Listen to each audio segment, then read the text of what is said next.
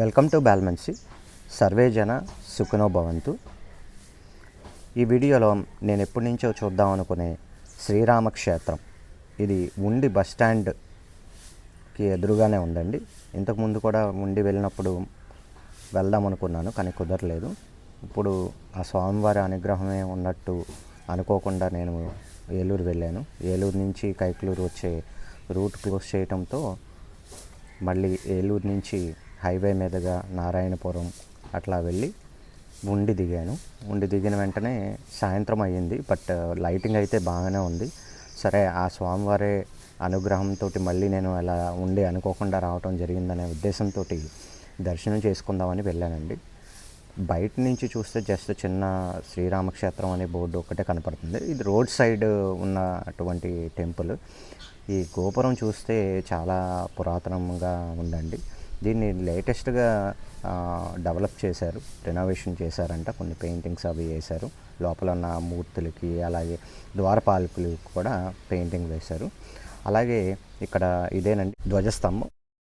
గోపురం ఏమో పైన గర్భగుడి పైన ఉంది. ఇది చాలా పెద్ద హాల్ అండి. అప్పట్లో ఓల్డెస్ట్ టెంపుల్ అవ్వటం వల్ల అప్పట్లో ఇంత పెద్ద మండపం ఆర్ హాల్ ఉన్న టెంపుల్స్ చాలా తక్కువ ఉండేయంట.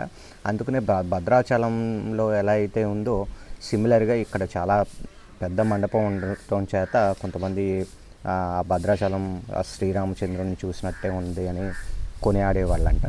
ఇక్కడ రకరకాల శ్రీరామనవమి మిగతా ఫంక్షన్స్ ఆర్ పూజలు చేస్తారు. మీరు చూసినట్టయితే ఇక్కడ ద్వారపాలకులు ఇద్దరు ఉన్నారు. చాలా వైభవపేతంగా చాలా పెద్ద పెద్ద ద్వారపాలకులు చాలా తక్కువ టెంపుల్స్లో ఎలా ఉంటుందండి. అలాగే పెయింటింగ్ కూడా చాలా నీట్గా వేశారు. ఈ లోపల చూసినట్టయితే మీకు ఇంకా క్లోజప్లో చూపెడతాను లాస్ట్లో. సీతారాములు అలాగే లక్ష్మణ స్వామి, హనుమంతులు ఉన్నారు. ఇంకా ఇటుపక్క మన ద్వారపాలకులు ఉన్నారు. అలాగే లెఫ్ట్ సైడ్ ఇది క్లోజ్ చేసి ఉందండి. ఇక్కడ దశావతారాలు ఉంటాయంట. పైన కూడా మీరు కొన్ని విగ్రహాలు చూడవచ్చు. సో ఇదేనండి మొత్తం హాలు. మామూలుగా మనం మండపం అంటాం. ఇక్కడ అతిపెద్ద సీతాదేవి విగ్రహం ఉందండి. ఏ గుడిలోనూ సీతాదేవికి సపరేట్గా ఉపాలయం ఉండదు, ఇక్కడ ఉంది. నేను చెప్పాను కదా, మీకు క్లోజప్లో చూపెడతాను అని చెప్పాను. ఇక్కడ చూసినట్టు అయితే చాలా నీట్గా, అంటే నేను ఫస్ట్ తీసినప్పుడు టెంపుల్ తీయలేదు, కొద్దిసేపు అయిన తర్వాత పూజారి వచ్చి తీశారు. అందుకని నేను క్లోజప్లో తీయటం కుదిరింది. ఇక్కడ చిన్న సింహాసనం ఉందండి. ఇది గ్రీన్ కలర్ తోటి వేసి ఉన్నాయి. ఇక్కడ 2 సింహాసనాలు ఉన్నాయి. ఇవి కూడా చాలా ఓల్డ్ వేనండి. మనం ఈ మధ్యకాలంలో అట్లాంటివి చూడలేదు. ఈ టెంపుల్ చుట్టూరు చక్కగా పంట పొలాలు ఉన్నాయి. ఒక పక్కనేమో రోడ్ ఉంది. చుట్టూరు కొబ్బరి చెట్లు ఉండి చాలా క్లైమేట్ మాత్రం చాలా ఆహ్లాదంగా ఉందండి. ఈ టెంపుల్ని కట్టించిన ఆయన ఫౌండర్ ఈయనే అండి. ఆ టైంలో ఈయన రిజిస్టార్ కింద చేసేవాళ్ళంట. అలాగే పరమ రామభక్తులు అవుటచే ఈ దేవాలయంని ఆయన సొంత డబ్బులతో కట్టించారు. సో మళ్ళీ మీకు ఇక్కడ అలాగే ఫంక్షన్ కూడా,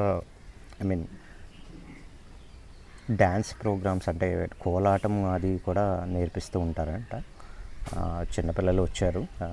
ప్రైవసీ కోసం అని ఎందుకులే అని వాళ్ళ వీడియో తీయలేదు నేను. కాకపోతే ఇక్కడ చిన్నపిల్లలకి మీకు నేర్పిస్తారు.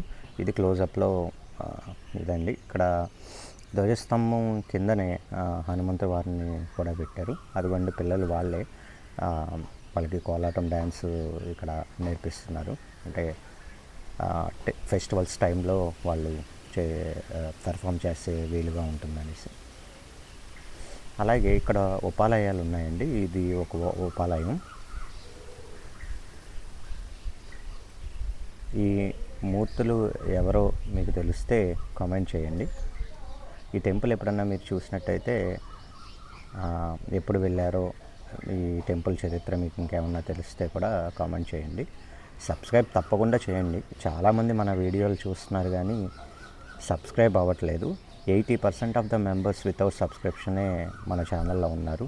ఇది హిందూ ధర్మ ప్రచారం కాబట్టి మీరందరూ సబ్స్క్రైబ్ అయ్యి అలాగే ఈ వీడియోస్ని షేర్ చేస్తే మరింత ఎక్కువ మందికి ఈ టెంపుల్స్ ఎక్కడెక్కడ ఉన్నాయి, ఎట్లా వెళ్ళాలి అనే ఇన్ఫర్మేషన్ చేరువవుతుందండి.